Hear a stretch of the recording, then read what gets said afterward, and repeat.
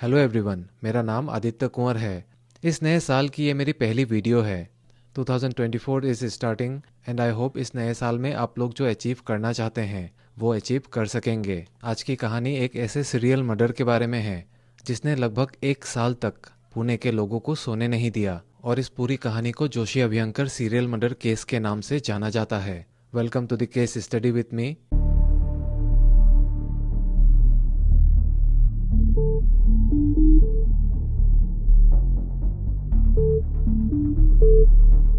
कहते हैं कि पुणे एक ऐसा शहर है जिसमें अमूमन शांति रहती है, लेकिन उस दौरान 14 महीने के अंदर जो कुछ भी हुआ उसने हर एक पुणेकर के अंदर दहशत भर दी थी।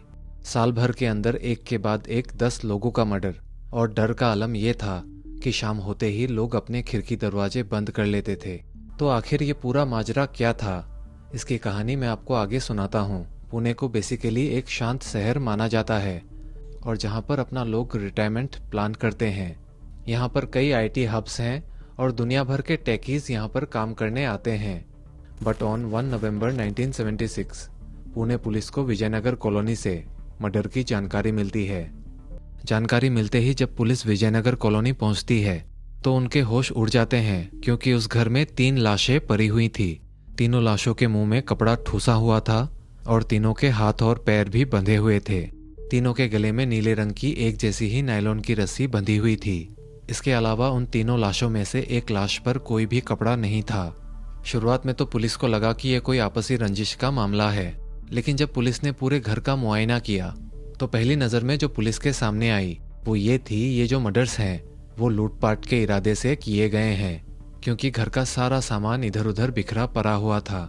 इसके अलावा पूरे घर से एक अजीब सी महक आ रही थी, और वो महक ऐसी थी कि किसी को वो अच्छी लग सकती थी तो किसी को बुरी। वो 3 लाशें अच्युत जोशी, उषा जोशी और आनंद जोशी की थी। लेकिन एक चीज़ पुलिस को अभी भी समझ में नहीं आ रही थी कि अच्युत जोशी और उनकी वाइफ उषा जोशी के बॉडी पर पूरे कपड़े थे, लेकिन उनके बेटे आनंद जोशी के बॉडी पर एक भी कपड़े नहीं थे। He was fully naked. उस वक्त पुणे के एसीपी मधुसूदन हुलियालकर फौरन मौके पर पहुंचते हैं। जब एसीपी मधुसूदन हुलियालकर क्राइम सीन पर पहुंचे और उस घर का मंजर देखा तो वो भी दंग रह गए, क्योंकि आज तक उन्होंने भी कभी भी अपनी लाइफ में ऐसा क्राइम सीन नहीं देखा था। खैर, इसके बाद सभी लाशों को पोस्टमार्टम के लिए भेज दिया गया और फॉरेंसिक टीम ने घर से कुछ फिंगरप्रिंट्स भी उठाए। अगले दिन ये खबर जब अखबारों में छपी तो पुणे के लोगों को इस क्राइम के बारे में पता चला, और पुणे के लोगों में एक अजीब सा डर बैठ गया, क्योंकि एक ही परिवार में सभी लोगों की हत्या हो जाना कोई छोटी मोटी बात नहीं होती। लोगों ने पुलिस के ऊपर प्रेशर बनाना शुरू कर दिया कि जल्द से जल्द इसके गुनहगारों को पकड़ा जाए। एसीपी मधुसूदन हुलियालकर और उनकी टीम दबाव में आने के बाद जोरों शोरों से काम करने लगती है। फॉरेंसिक टीम ने जो भी फिंगरप्रिंट्स उस घर से उठाए थे वो उस घर के लोगों के ही थे। इसका मतलब ये था कि कातिल बहुत ही शातिर है और हत्यारों ने जरूर हत्या करने से पहले ग्लव्स पहने होंगे। मगर पुलिस एक सवाल में उलझी हुई थी कि आनंद जोशी की लाश बिना कपड़ों के क्यों थी और उस घर से एक अजीब सी महक क्यों आ रही थी। पुलिस ने पूरे जोरों शोरों से कातिल की तलाश शुरू कर दी। कई दिन बीत जाते हैं, लेकिन फिर भी उनका कोई सुराग नहीं मिलता है। इन हत्याओं के तकरीबन 22 दिन बाद पुलिस छानबीन कर ही रही थी कि तभी यशोमती बाफना नाम की एक औरत पुलिस थाने पहुंचती है और बताती है कि कुछ लोग जबरदस्ती उसके घर में घुसने की कोशिश की थी, पर उन्होंने और उनके 2 नौकरों ने जब उनसे मिलकर गुत्थम गुत्था की तो वो सब डरकर भाग गए। इसके अलावा यशोमती बाफना बताती है कि शायद उनमें से एक आदमी उनका लीडर था। सभी लोग उसे बॉस बॉस करके बुला रहे थे और वो जैसा कहता था सभी वैसा ही कर रहे थे। पुलिस यशोमती बाफना की कंप्लेंट तो लिख लेती है, लेकिन इसे छोटी मोटी चोरी और लूटपाट का केस समझकर ध्यान नहीं देती है। इसके बाद कुछ दिन और बीत जाते हैं, मगर पुलिस को अभी तक जोशी परिवार के कातिलों का कोई सुराग नहीं मिलता है। तभी फिर से 1 दिसंबर 1976 पुलिस को और एक मर्डर की जानकारी मिलती है। पुणे में भंडारकर रोड स्मृति बंगलो पर एक और फैमिली का मर्डर हो जाता है। इस बार पुलिस को जानकारी मिलते ही तुरंत क्राइम सीन पर पहुंच जाती है। जैसे ही पुलिस वहां पहुंचती है तो वो बिल्कुल शॉक हो जाते हैं, क्योंकि मारने का तरीका बिल्कुल एक जैसा था। काशीनाथ अभ्यंकर अपने परिवार के साथ स्मृति नाम के अपने इस बंगले में रहते थे। काशीनाथ जी संस्कृत के बहुत बड़े स्कॉलर थे और बड़ी सीधी सादी जिंदगी जीते थे। वो अपने परिवार से बहुत प्यार करते थे। उनके परिवार में कुल 6 लोग थे। उनकी बीवी इंदिराबाई, उनका बेटा गजानन और बहू हीराबाई, उनकी पोती जूही जो 20 साल की थी और उनका 19 साल का पोता Dhananjay. And at the end उनके घर में एक मेड भी थी, उसका नाम था सक्कूबाई। उस रात मर्डर होने से पहले परिवार के सारे लोग खाना खाकर बैठे ही थे कि अचानक उनके घर की घंटी बजी। धनंजय दरवाज़ा खोलने के लिए तेजी से उठा। वो दरवाजे के पास जाता है और जैसे ही वो दरवाज़ा खोलता है, चोरों के गैंग में से एक ने उसके मुंह में कपड़ा डाल दिया ताकि वो चिल्ला ना सके। उसके हाथ बांधे और ज़बरदस्ती घर में एंट्री की। उन चोरों ने सभी घर वालों को घर के एक कोने में बैठाया, उनके मुंह में कपड़ा डाला, उनके हाथ पैर बांधे और नायलॉन की ब्लू रस्सी से उन सभी का एक एक करके गला घोंटकर मार डाला। इन दोनों क्राइम सीन पर बस एक ही फ़र्क था, वहाँ 3 लाशें थी और यहाँ 5 लाशें थीं। और यहाँ अभयंकर फैमिली में जूही के लाश के ऊपर कोई कपड़े नहीं थे। यहाँ भी जब घर को खंगाला गया तो घर का पूरा सामान बिखरा पड़ा हुआ था। घर की हालत और क्राइम सीन को इन्वेस्टिगेट करने के बाद एसीपी मधुसूदन हुलियालकर को यकीन हो गया कि ये कत्ल भी उसी गैंग का काम है जिस गैंग ने जोशी परिवार का कत्ल किया था, क्योंकि दोनों फैमिली मर्डर्स में मोडस ऑपरेंडी एक ही तरह का था। एंड अगेन घर से एक बहुत ही अजीब सी स्मेल आ रही थी। बॉडीज़ आइडेंटिफाई करी गई और उसके बाद पता चला कि ये बॉडीज़ काशीनाथ शास्त्री एंड उनकी वाइफ इंदिराबाई की है। इसके साथ साथ उनकी मेड सक्कू, उनका बेटा धनंजय और ग्रैंड डॉटर जूही की भी लाश वहाँ पर पड़ी थी। इसके बाद पुलिस ने अपना प्रोटोकॉल फॉलो किया और बॉडीज़ को पोस्टमार्टम के लिए भेज दिया और कातिल की तलाश शुरू कर दी। इधर अगले दिन जब ये खबर अखबारों में छपी तो पूरा पूना शहर सख्ते में आ गया। जोशी फैमिली में 3 मर्डर के बाद लोग पहले से ही डरे हुए थे, मगर जब अभयंकर परिवार में एक साथ 5 लोगों का कत्ल हुआ तो यहाँ से डर का ऐसा माहौल शुरू हुआ। लोग शाम होते ही अपने खिड़की दरवाजे बंद कर लिया करते थे। हर घर में एक ही तरह का खौफ था कि शाम होने के बाद अगर कोई अनजान उनके घर में आ गया तो क्या होगा, और सभी यही सोच के डर रहे थे कि कहीं अगला नंबर उनका ना हो। लोग शाम होने के बाद बाजार तक जाना बंद कर चुके थे, because it was their matter of safety now. तो लोग जब भी बाहर निकलते थे तो अपने साथ कोई औजार या चाकू लेकर ही जाते थे, अगर कुछ भी हो उनके साथ तो वो अपने आप को प्रोटेक्ट कर सके। उस दौरान पूरे पुणे शहर में अलर्ट जारी कर दिया गया। पुलिस के कई पेट्रोलिंग ट्रुप्स पूरे दिन और पूरी रात भर पेट्रोलिंग करते रहते थे। शहर के चप्पे चप्पे पर पुलिस और सीआरपीएफ के लोग तैनात थे। अब हर उस इंसान और हर उस गाड़ी की चेकिंग की जा रही थी जिस पर थोड़ा सा भी शक होता पुलिस को। और ये करने के बाद भी पुलिस के हाथ या फिर फॉरेंसिक टीम के हाथ ना तो कोई आदमी आया ना ही कोई सबूत। अगले तकरीबन 4 महीनों तक पुलिस बिल्कुल अंधेरे में थी। इसके बाद 24 मार्च 1977, इन्हीं 4 महीनों के बाद पुलिस को जानकारी मिलती है कि मूला मुठा नदी के पास एक लाश तैर रही है। जानकारी मिलते ही पुलिस की एक टीम फौरन वहां पहुंचती है। पुलिस जब क्राइम सीन पर पहुंचती है तो देखती है कि एक बॉडी पानी पर तैर रही है जिसे एक आयरन लेडर से बांधा गया था। जब उस बॉडी को पानी से बाहर निकालकर अच्छे से छानबीन किया तो उस बॉडी में से एक आईडी कार्ड मिला जो कि गीला होने के कारण खराब हो गया था, पर फिर भी उस आईडी कार्ड में जो बड़े अक्षर थे वो दिख रहे थे। उसमें लिखा था अभिनव काला महाविद्यालय। इसके बाद जब आईडी कार्ड को फॉरेंसिक टीम ने अच्छे से डिकोड किया तो उसमें अनिल गोखले लिखा था। अब पुलिस को ये बात समझ में आ गई थी कि मरने वाले का नाम अनिल गोखले है और वो अभिनव काला महाविद्यालय का छात्र है। इस केस को उस वक्त मानिक राव देख रहे थे और जब उनकी नज़र उस लाश के गर्दन पर पड़ी तो उन्होंने नोटिस किया कि उसे भी एक ब्लू कलर की नायलॉन की रस्सी से गला घोंटकर मारा गया था। हो सकता था कि ये सिर्फ एक इत्तेफाक हो, लेकिन जब मानिक राव ने उस नीले रंग के रस्सी पे लगे गांठ को ध्यान से देखा तो उस रस्सी की गांठ बिल्कुल वैसी ही थी जैसे जोशी और अभयंकर परिवार को मारा गया था। ये गांठ को देखते ही वो समझ गए कि इस मर्डर के पीछे भी उन्हीं लोगों का हाथ है जिन्होंने पिछले कई महीनों से पुणे के लोगों का जीना हराम करके रखा है। इसके बाद इंस्पेक्टर मानिक राव उस लाश को पोस्टमार्टम के लिए भेजते हैं और फौरन ये नीली रस्सी वाली बात इंस्पेक्टर मधुसूदन हुलियालकर को बताते हैं। इसके बाद इस नायलॉन की रस्सी की पुष्टि करने के लिए जोशी अभ्यंकर केस में जितने भी लोग मरे थे उनकी डेड बॉडी के जो फोटोग्राफ्स थे उसे निकालते हैं और अनिल गोखले के गले में मिले फंदे की गांठ से मैच करते हैं। सारे गांठ एक दूसरे से मैच हो जाते हैं और अब ये कंफर्म हो जाता है कि अब तक जो 9 मर्डर हुए हैं उन सभी में एक ही गैंग का हाथ है। इतने में अनिल गोखले की पोस्टमार्टम रिपोर्ट भी आ जाती है और उसमें पता चलता है कि उसका मर्डर कल ही हुआ था, यानी 23 मार्च 1977। पुलिस को पता था कि ये केस बिल्कुल ताज़ा है और उन्हें इस केस में तुरंत एक्शन लेना होगा, नहीं तो मर्डरर्स अंडरग्राउंड हो जा सकते हैं।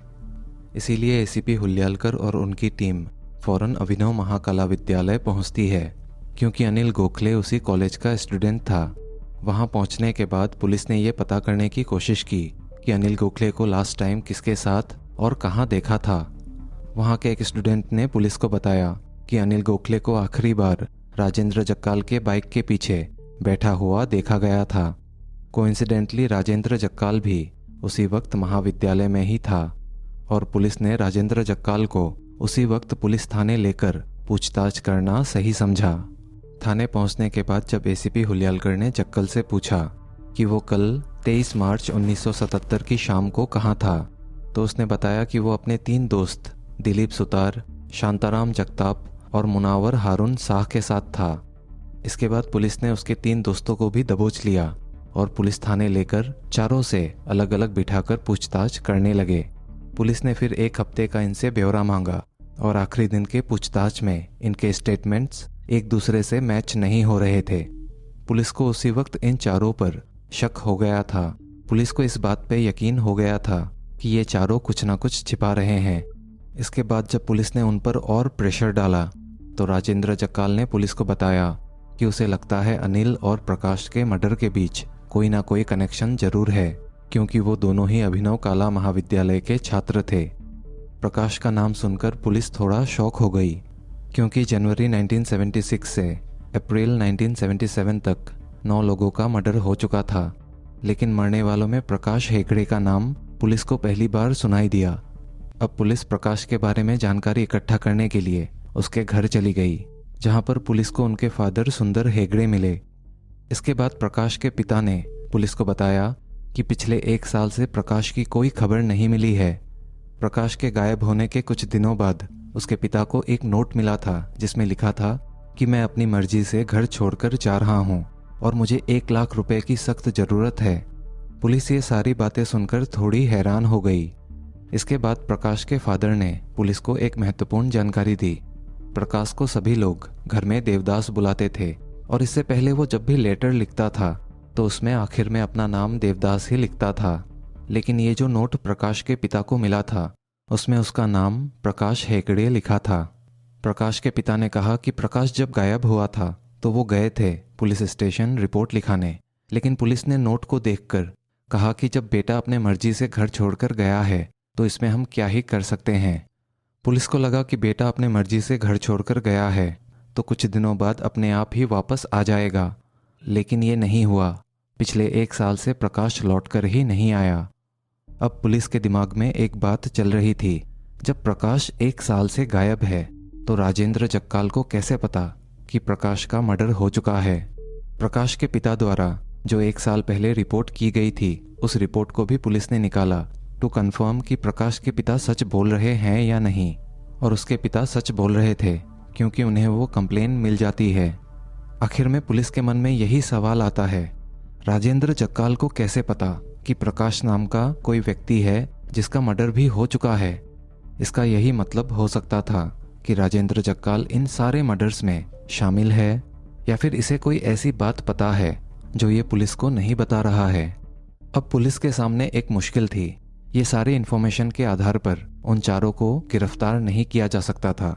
इसके बाद पुलिस ने इन चारों दोस्तों पर नज़र रखने के लिए बहुत सारे पुलिस वालों को लगा दिया और साथ ही उन चारों के फ़ोन कॉल्स को टैप करने लगे।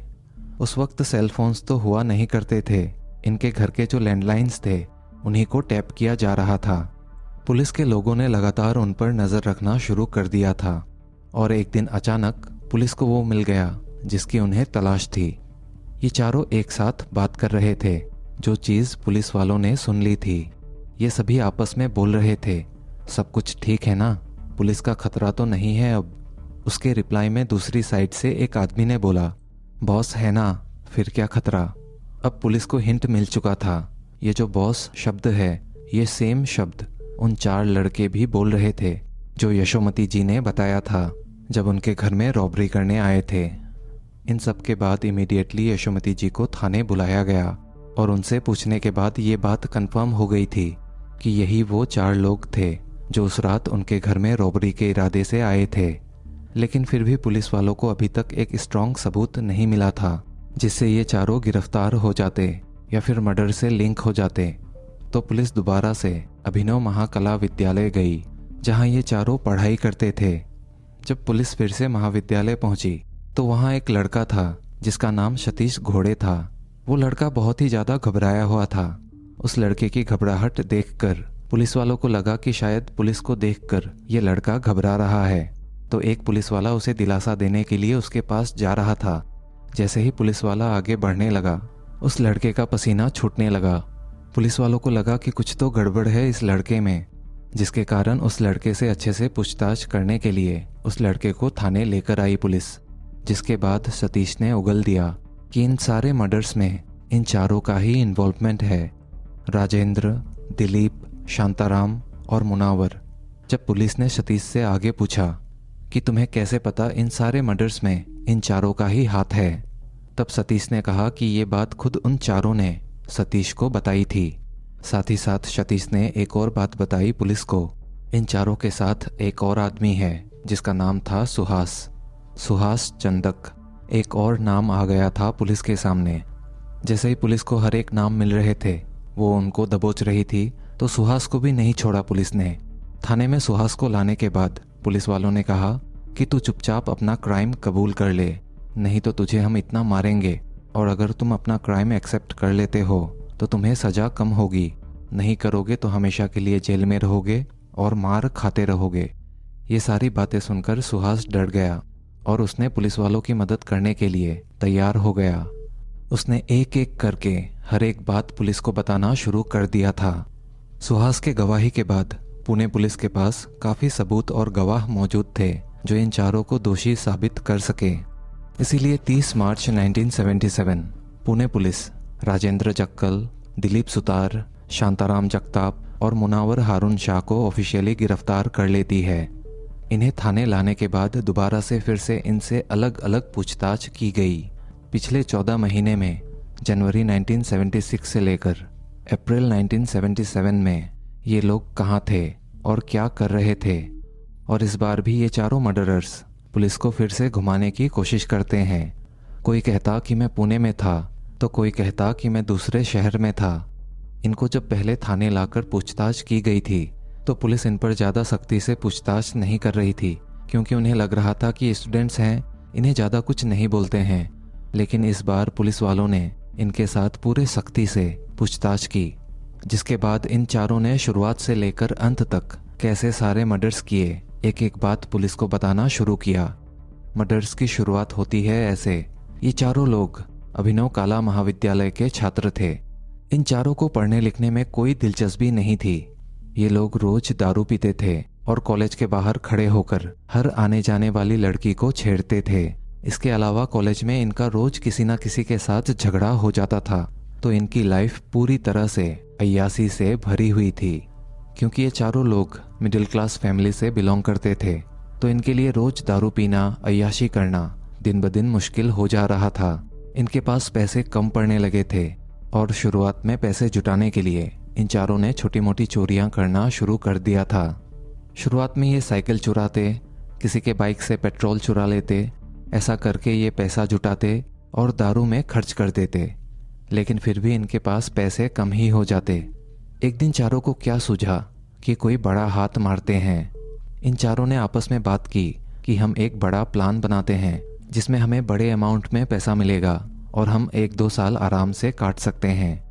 इन्होंने आपस में बात की कि हम लोगों को उठाएंगे, किडनैप करेंगे और उनके घर वालों से पैसे की मांग करेंगे। और इस प्रोसेस में इनका पहला शिकार था प्रकाश हेगड़े। प्रकाश को किडनैप करने के लिए अपने ही कॉलेज के एक फ्रेंड सुहास को कांटेक्ट किया इन्होंने। इन चारों का कहना था कि सुहास ने 15 जनवरी 1976 को प्रकाश को किसी बहाने रोड पर बुलाया, जहां ये चारों पहले से एक कार में बैठे हुए थे। फिर इन चारों ने मिलकर प्रकाश को किडनैप किया और उसे डराया धमकाया कि एक लेटर लिख और अपने घर वालों से 1 लाख रुपए की मांग कर। प्रकाश डरा हुआ था तो उसने बिल्कुल वैसा ही किया और उसने लेटर के नीचे अपना असली नाम लिखा। लेकिन प्रकाश अपने लेटर में कभी भी अपना नाम नहीं लिखता था। उसके पिता ने कहा था कि कोई भी लेटर में प्रकाश अपना नाम देवदास ही लिखता था। प्रकाश को किडनैप करने के एक दिन बाद ही सो ऑन 16 जनवरी प्रकाश को जबरदस्ती उठाकर पास में ही एक तालाब के पास ले जाने की सोची। इसके बाद उन चारों में से एक ने एक ब्लू कलर की नायलॉन की रस्सी ली, उसके गले में फंदा बांधा और उसे मारकर उस तालाब में फेंक दिया। प्रकाश के मरने के बाद इन चारों को डर लगा कि कहीं पुलिस उन्हें पकड़ ना ले, इसीलिए इन चारों ने कुछ दिनों के लिए पुणे छोड़ने का सोचा और ये लोग कोल्हापुर चले गए। वहाँ कुछ महीने रहने के बाद ये लोग फिर से पुणे वापस आए ऑन 31 अक्टूबर 1976 और तभी इन्होंने जोशी फैमिली का मर्डर भी किया पैसों के लिए। ऑन 1 दिसंबर 1976 इन्होंने इसी तरह से अभयंकर फैमिली को मारा एंड लास्टली ऑन 23 मार्च 1977 इन्होंने अनिल गोखले को मार दिया। तो ये सारी बातें तो कन्फेस हो गई थी, लेकिन पूरा पूना शहर जिन मर्डरर्स से डर रहे थे वो आखिर में ये कॉलेज के 4 लड़के निकले। इन सारे मर्डर्स की गुत्थी तो सुलझ गई थी, लेकिन एक बात अभी भी पुलिस को समझ में नहीं आ रही थी कि जोशी और अभयंकर फैमिली में एक एक बॉडी में सारे कपड़े क्यों नहीं थे। आखिर ये ऐसा क्यों करते थे। इस पर उन्होंने बताया कि आनंद और जूही के कपड़े इसीलिए निकाले ताकि वो उस सिचुएशन में भाग ना सके और बाहर से किसी की हेल्प ना ले सके। पुलिस का एक और डाउट था कि मर्डर प्लेस से एक अजीब सी खुशबू आती थी, वो क्या था। इसका जवाब देते हुए मर्डरर्स ने बताया कि वो लोग अपने साथ एक परफ्यूम लेकर घूमते थे और क्राइम को अंजाम देने के बाद पूरे घर में ये परफ्यूम छिड़क देते थे, जिससे पुलिस के जो पेट्रोलिंग डॉग्स होते हैं उनकी नाक काम ना करे और ये कभी पकड़े ना जाएं। पुलिस ने इनसे एक और सवाल पूछा कि तुम लोग जो बॉस बॉस बुलाते हो, तुम चारों का बॉस कौन है। तब उन्होंने जवाब दिया कि उनका बॉस राजेंद्र जक्काल था। सो आफ्टर 1 होल ईयर, पूरे 1 साल बाद पुणे शहर ने फाइनली चैन की सांस ली। जितने भी ये हादसे हो रहे थे वो फाइनली अब रुक चुके हैं। ऑन 15 मई 1978 पुलिस वालों ने ये केस कोर्ट में भेज दिया, जहां पुणे सेशन कोर्ट में प्रोसीडिंग्स स्टार्ट हुई और लगभग 5 महीनों तक इसकी सुनवाई कोर्ट में चली। Finally on 28 October 1978 Pune session court ने इन चारों को मौत की सजा दे दी। इसके बाद इन चारों कातिलों ने उस वक्त के बॉम्बे हाई कोर्ट में अपील की। On 6 April 1979 Bombay high court ने लोअर कोर्ट के फैसले को हरी झंडी दिखा दी और कहा कि इनको फांसी होगी। लेकिन इन चारों कातिलों को फिर भी शर्म नहीं आई और ये सुप्रीम कोर्ट पहुंच गए। इसके बाद सुप्रीम कोर्ट का फैसला आने में 1 साल लग गया। ऑन 17 नवंबर 1980 सुप्रीम कोर्ट ने भी लोअर कोर्ट और हाई कोर्ट के फैसले को बरकरार रखा और इन्हें डेथ सेंटेंस ही दिया गया। इसके बाद भी इन्होंने प्रेसिडेंट के पास भी दया की भीख मांगी, लेकिन वहां से भी इनकी दरखास्त खारिज हो गई। ये चारों मर्डरर्स अपील पे अपील कर रहे थे।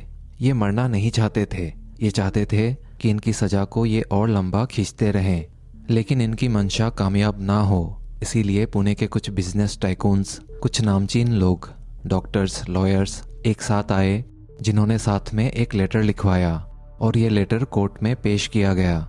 इस लेटर में ये लिखवाया गया कि इन्हें फांसी जल्द से जल्द होनी चाहिए। इतना सब कुछ होने के बाद भी आखिर में 6 साल बाद चारों को, राजेंद्र जक्काल, दिलीप सुतार, शांताराम और मुनावर को 27 नवंबर 1983 में पुणे के येरवडा जेल में फांसी पर लटका दिया गया और इसके साथ ही जोशी अभयंकर फैमिली को, साथ ही प्रकाश और अनिल को इंसाफ मिल गया। तो आज की कहानी में बस इतना ही। उम्मीद है आपको ये जानकारी अच्छी लगी होगी। मिलता हूँ जल्द ही एक और कहानी के साथ। तब तक के लिए अपना ख्याल रखें। Stay happy and safe. Thank you.